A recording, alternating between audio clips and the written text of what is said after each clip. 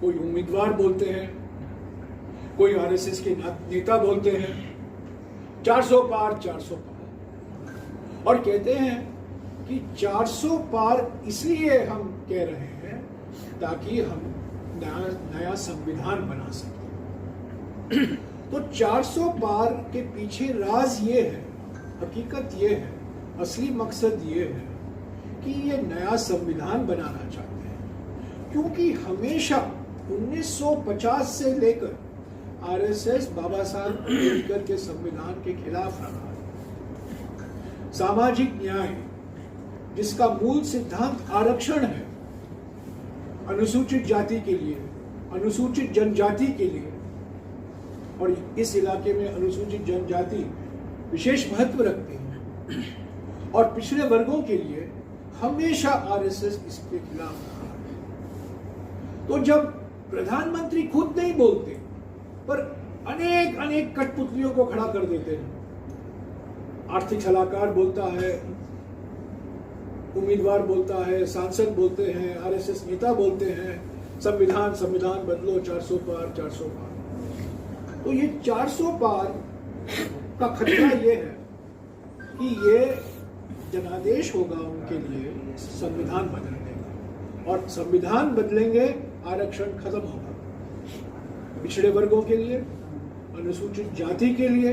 और अनुसूचित जनजाति के लिए, दलितों के लिए, ओबीसी के लिए, आदिवासियों के लिए। तो ये चुनाव 2024 के चुनाव हमारे कांग्रेस अध्यक्ष खड़गे जी बार बार कह रहे हैं कि ये लोकतंत्र को बचाने के लिए है, संविधान अम्बेडकर के, बाबा साहब अम्बेडकर के संविधान को बचाने के लिए है, और ये संविधान के जो मूल सिद्धांत है, सामाजिक न्याय और सामाजिक सशक्तिकरण को बचाने के लिए हम ये चुनाव में उतरे। हमें पूरा विश्वास है कि कांग्रेस पार्टी को और कांग्रेस पार्टी के सहयोगी दलों, जो इंडिया जनबंधन के घटक दल हैं, उनको स्पष्ट और निर्णायक जनादेश मिलेगा। ये 400 पार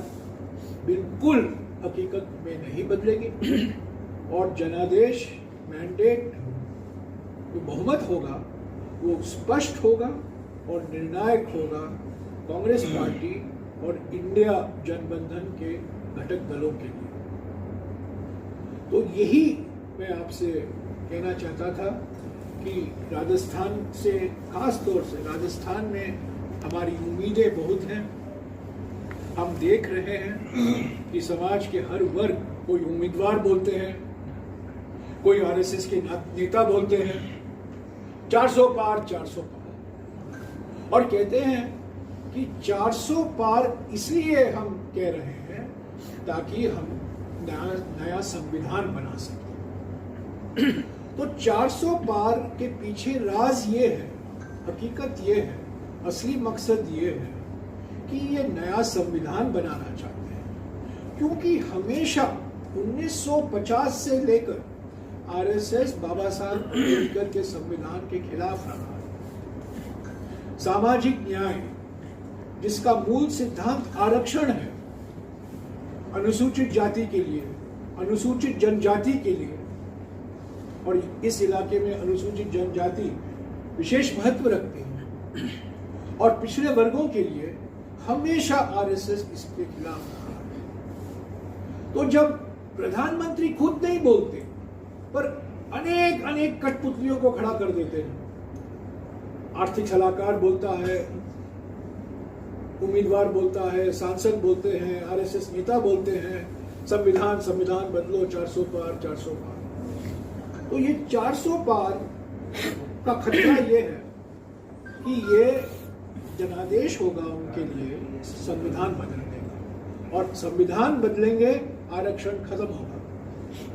पिछड़े वर्गों के लिए, अनुसूचित जाति के लिए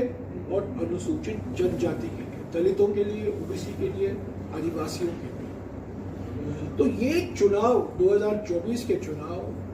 हमारे कांग्रेस अध्यक्ष खड़गे जी बार बार कह रहे हैं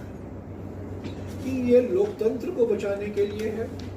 संविधान अम्बेडकर के, बाबा साहब अम्बेडकर के संविधान को बचाने के लिए है, और ये संविधान के जो मूल सिद्धांत सामाजिक न्याय और सामाजिक सशक्तिकरण को बचाने के लिए हम ये चुनाव में उतरे। हमें पूरा विश्वास है कि कांग्रेस पार्टी को और कांग्रेस पार्टी के सहयोगी दलों जो इंडिया जनबंधन के घटक दल हैं उनको स्पष्ट और निर्णायक जनादेश मिलेगा।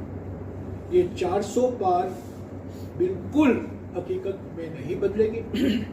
और जनादेश मैंडेट जो बहुमत होगा वो स्पष्ट होगा और निर्णायक होगा कांग्रेस पार्टी